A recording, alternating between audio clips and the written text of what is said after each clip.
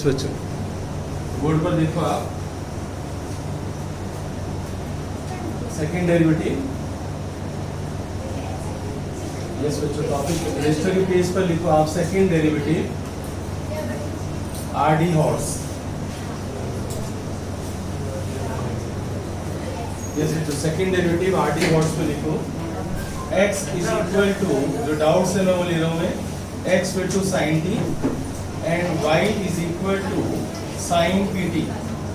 x equal to sine T and y equal to sine P T बच्चों, ठीक है। और हमें इसका आंसर प्रूव करना है, 1 minus x square into this, ठीक है। यस बच्चे, प्रूव करने वाला क्वेश्चन है, बोर्ड पर देखो आप सभी, x equal to sine T, y equal to sine P T, और सेकंड डेरिवेटिव की पूरी की इक्वेशन है जो मुझे प्रूव करनी है, वो भी आंसर आपके सामने आ जाएगा, तुम्हारे पास तो है ही। x equal to sine T, most important question है बच्चों, ट्रिपल टी लगा देना इस क्वेश्चन पर। सबसे पहले आप यहाँ पर डिफरेंशिएट करो, ये पैरामीट्रिक फॉर्म है बच्चों। कैसे पता चलता है कि पैरामीट्रिक फॉर्म है? कैसे पता चलता है? Left hand side variables are different and right hand side variables are same, ठीक है। तो x equal to sine T, तो साइन टी का डेरिवेटिव क्या होगा?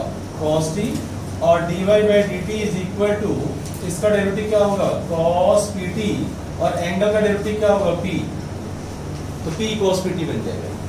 अब इक्वेशन 1 को आप इक्वेशन 2 से डिवाइड कर दो, डिवाइड 1 बाई 2, तो dy बाई dt आप ऊपर लिखोगे और dx बाई dt आप नीचे लिखोगे, p cos pt, और नीचे आ जाएगा cos t, dt से dt कैंसिल, तो dy बाई dx की वैल्यू आ जाएगी p cos pt अपॉन में cos t। यहाँ तक कोई डाउट?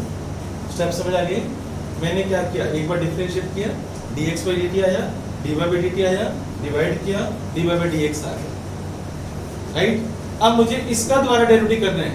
याद रखना, सेकंड डेरिवेटिव के टॉपिक के अंदर आप ये नहीं कर सकते कि आप इसका द्वारा डेरिवेटिव यहाँ पर कर दो, फिर यहाँ पर कर दो, फिर डिवाइड करो, वो गलत है, आप नहीं कर सकते। आप पहले dy बाई dx निकालोगे, फिर इसका डेरिवेटिव करोगे आप, तो विद रिस्पेक्ट टू आप x कर रहे हो। dy बाई dx का डेरिवेटिव d2 बाई dx तो तब बनता है जब हम विद रिस्पेक्ट टू x करते हैं, समझ गए ना। इसका डेरिवेटिव दोबारा करोगे तो वो तो बनेगा d2x बाई dt2, क्लियर? तो वो गलत हो जाएगा, वो आप नहीं करना, ऐसी मिस्टेक मत करना। अब बच्चों देखो आप, dy by dx is equal to p cos pt, और नीचे है बच्चों cos t, differentiated again with respect to x। मैं बार बार यहाँ पर बोल रहा हूँ, with respect to x। dy by dx का derivative with respect to x हो जाएगा d2 बाई dx2। यहाँ पर लगाओगे आप क्वोशंट रूल, क्या लगाओगे? क्वोशंट रूल बच्चों। तो बच्चों p cos pt को मैं इकट्ठा ले लूं, एक ही ले लूं, denominator cos t as it is. बताओ इसका डेरिवेटिव क्या होगा? इसका डेरिवेटिव क्या होगा?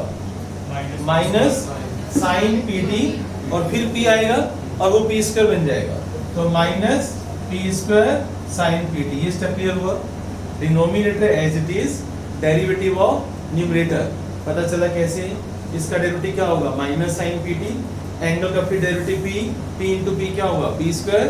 अब इसके बाद माइनस p cos pt, और बताओ cos t का डेरिवेटिव क्या होगा बच्चों? Minus sine t। अच्छा बताओ, यहाँ पर मैं गलती कर रहा हूँ बच्चों, वो मिस्टेक क्या हो रही है?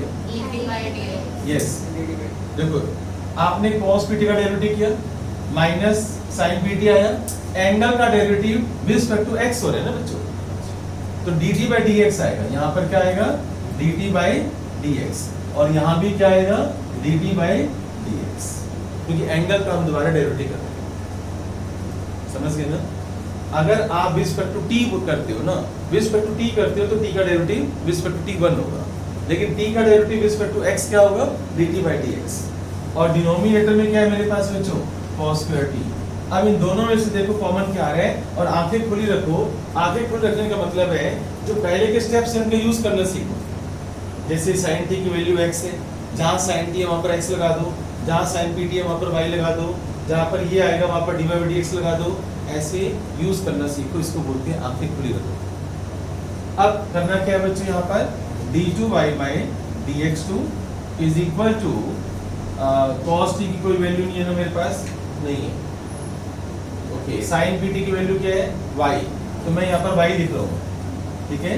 तो ये बन जाएगा minus P square Y cos T, और D T by D X की वैल्यू यहाँ से उठाओ, D X by D T की वैल्यू क्या है कॉस टी, तो इसको उल्टा कर दो आप, D T by D X हो जाएगा 1 upon cos T, minus minus plus P cos P T, और साइन टी इंटू में माइनस एक्स कर देता हूँ, साइन टी की वैल्यू एक्स है, और D T by D X की value 1 by cos T, D T by D X की value 1 by cos T. Okay बच्चों, ये माइनस हट जाएगा क्योंकि माइनस माइनस प्लस हो चुके हैं। अच्छा, अपनी दोनों आंखों से देखो, कुछ और भी अब बच्चों रिजल्ट आ रहा है। कॉस स्क्वायर टी को मैं लिख देता हूँ 1 minus sine square T, right. और अपनी दोनों आंखों से देखो, एक स्टेप और आ रहा है बच्चों, तो इसको देखो आप और इसको देखो, p cos pt अपॉन में cos t, इसकी वैल्यू क्या है बच्चों dy by dx, तो मैं यहाँ पर क्या लिख दूंगा dy by dx, ऐसे सोचना होता है, ये cos t और cos t कैंसिल हो जाएगा। तो इस क्वेश्चन को करने के लिए, आंसर लाने के लिए ऐसे दिमाग चलाना पड़ता है, समझ गए ना, नहीं तो नहीं आएगा तुम्हारा आंसर। अच्छा, इस sin t की वैल्यू इसको क्रॉस मल्टीप्लाई करो, 1 minus sine square T into d2y by dx2 is equal to minus P square Y और plus x dy by dx, क्योंकि इसकी वैल्यू क्या है dy by dx। अब sin t की वैल्यू पुट कर दो आप, x स्क्वायर x, यहाँ पर sin t की वैल्यू x, तो 1 minus x square into d2y by dx2 और plus p square y minus x dy by dx is equal to 0, ये आपको प्रूव करना था हैंस प्रूफ। तो आप ये नोट कर लो, जिसको नहीं आता देखो आप सभी, एनसीईआरटी मिसलेनियस चैप्टर 5 और क्वेश्चन नंबर है बच्चों 15, द मोस्ट इम्पोर्टेंट क्वेश्चन, 100% लिखो बच्चों इसके ऊपर, x minus A whole square plus Y minus B whole square is equal to C square. और आपको क्या प्रूव करना है, आपको प्रूव करना है 1 plus y1 whole square raise to power 3y2, y1 का मतलब क्या होता है बच्चों dy by dx, और नीचे है बच्चों y2 is a constant independent of a and b, is constant independent of a and b का मतलब बताओ क्या होगा, कि हमारे आंसर में a और b नहीं आएगा। 1 plus y1 square whole power 3/2 upon y2 means dy by dx2 is constant independent of a and b, यानी इसके आंसर में कांस्टेंट आएगा लेकिन a और b नहीं आएगा। तो कांस्टेंट में मेरे पास क्या बचता है बच्चों c स्क्वायर आ सकता है, 2c आ सकता है, 3c आ सकते हैं, पर a और b नहीं आएगा। एग्री बच्चों? अब सबकी नजरें बोर्ड पर, यस, मैं कैसे काम करता हूँ, कैसे इसको सोल्व करता हूँ, वो आप देखना, उसी स्टाइल से आप करोगे तो आपका आंसर आएगा। कि कोई डिफरेंट मेथड लोगे तो बहुत मुश्किल से आएगा, बहुत मुश्किल से आएगा। कोई डिफरेंट मेथड लोगे तो रास्ता मुश्किल हो जाएगा, ओके। मेरी मेथड से लोगे तो रास्ता आसान होगा। और मैं आपको बता दूं, ये सेम क्वेश्चन हम 9th chapter differential equation, same question वहाँ पर करेंगे दोबारा से, एग्जैक्टली सेम क्वेश्चन हम चैप्टर 9 में भी करेंगे, ठीक है। याद रखना इस बात को मेरी, और मैं बोलूंगा उस समय कि क्वेश्चन मैंने करवाया हुआ है, और तुम मुझे बताओगे question number 15 NCERT miscellaneous chapter 5। समझ आ रही मेरी बात? याद रहेगा तुम्हें? अच्छा बच्चों, डिफरेंशिएट इट लिख लो यहाँ पर, ये चैप्टर 9 में भी आएगा, सेम इन चैप्टर 9 वहां लिख लो, ताकि जब भी रिवीजन करो तुम्हें याद रहे। उस चैप्टर का नाम है डिफरेंशियल इक्वेशन। तो differentiate it with respect to x, आप इसको डिफरेंशिएट करो, पावर रूल लगाएंगे बच्चों हम, twice of x minus a, base का डेरिवेटिव क्या होगा 1, x का डेरिवेटिव क्या होगा 1, plus twice of y minus b, और बेस क्या है बच्चों y माइनस b, इसका डेरिवेटिव क्या होगा dy by dx, और इज इक्वल टू में सी स्क्वायर का डेरिवेटिव क्या होगा बच्चों, ठीक है, राइट। अब नेक्स्ट स्टेप में आप क्या लोगे, हेलो, यस, गौरी बेटी ये बता, तो क्लास में एब्सेंट क्यों है, कल भी नहीं आई थी? इधर देखो आप, तो वो हमने कॉमन ले लिया, x minus A plus Y minus B into Y one is equal to 0। यहाँ तक हम पहुंच गए।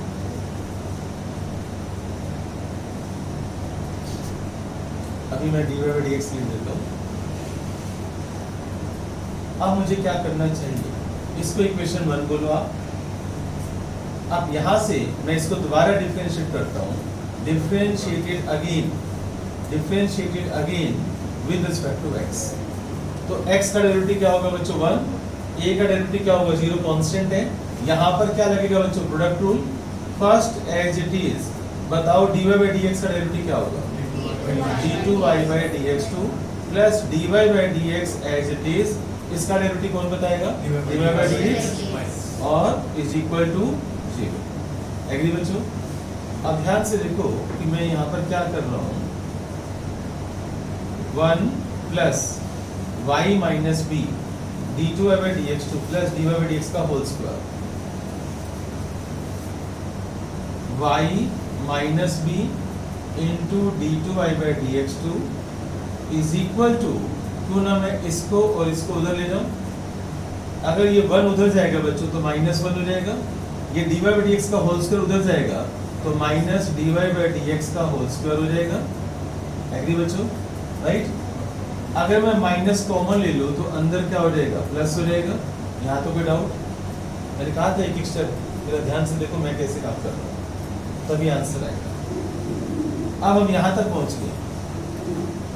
यहाँ पर अब मुझे क्या करना है, यहाँ से y माइनस बी की वैल्यू निकालो, y माइनस बी की value, yes y minus B की वैल्यू, d2y बाई dx2 को नीचे लेकर जाओ तो 1 प्लस मैं dy बाई dx को लिख दूँ। अब मैं लिखता हूँ y1 लिख देता हूँ मैं, थोड़ा छोटा हो जाएगा, और ये d2y बाई dx2 नीचे जाएगा तो ये y2 हो जाएगा।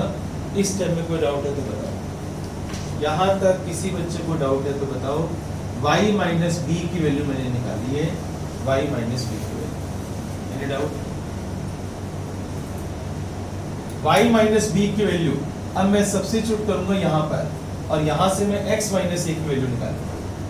तो देखो बच्चों आप, x माइनस ए प्लस यहाँ पर y माइनस बी की वैल्यू पुट कर दो, तो ये माइनस हो जाएगा यहाँ पर, minus 1 plus y1 square into y2, y minus B की वैल्यू मैंने यहाँ पर पुट कर दी है, और साथ में क्या है y1, साथ में क्या है y1, और इज इक्वल टू 0। अब मैं यहाँ से इसको उधर लेकर जा रहा हूँ तो x माइनस ए की वैल्यू आ जाएगी 1 plus y1 square into y1 upon y2, ये वैल्यू आ गई x माइनस ए की। इस स्टेप तक कोई भी डाउट है तो बताओ। यस अब बच्चों देखो, मैंने y माइनस बी की वैल्यू निकाली, मैंने x माइनस ए की वैल्यू निकाली, ये उठाकर फर्स्ट इक्वेशन पुट करो सबसे ऊपर, ये वाली वैल्यू रेड बॉक्स वाली, ये वाली वैल्यू और ये रेड बॉक्स वाली वैल्यू फर्स्ट इक्वेशन में सब्स्टिट्यूट करनी है बच्चों, फर्स्ट इक्वेशन में।